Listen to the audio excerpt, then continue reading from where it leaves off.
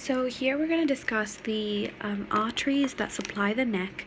And as you know that the aorta is like this, the aorta has three branches.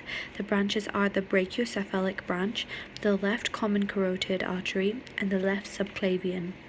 Now, because this was the Brachiocephalic BC, now this Brachiocephalic also has the left, but it's going to have the right one, so it's going to have the right common carotid and then the right subclavian. Start again, it's going to have the aorta, you're going to have Brachiocephalic, you're going to have left common carotid, and then you're going to have left subclavian.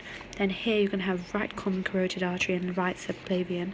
Then when you look at the right subclavian artery, this has a number of branches along it, but the main trunks that are present are the thyrocervical trunk and the costocervical trunk.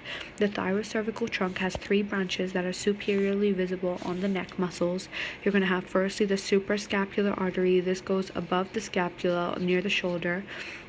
Then you have transverse cervical artery, and we already know that the transverse cervical artery is relevant. And then here's the thyroid gland. It's going to be between the thyrocervical trunk and the right common carotid artery. And then here is supplied by the inferior thyroid artery. And then you've got another trunk called the costocervical trunk, and then one massive artery, which is a branch of the subclavian artery. This concept you need to understand. Subclavian artery gives us a massive artery known as the vertebral artery. I say massive because it's very important. Now here are a couple of mnemonics. You want to remember vitamin C and vitamin D. Vitamin C, vertebral artery, is a branch of the subclavian artery.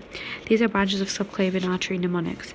Then you have got internal thoracic, then you've got thyrocervical trunk, costocervical trunk, and dorsal scapular artery.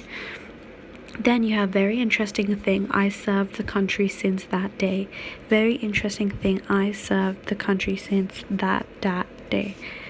V for vertebral artery, I for internal thoracic artery, T for thyrocervical trunk, I for inferior thyroid artery, S for suprascapular artery, T for transverse cervical artery. These three would be the branches of the thyrocervical trunk.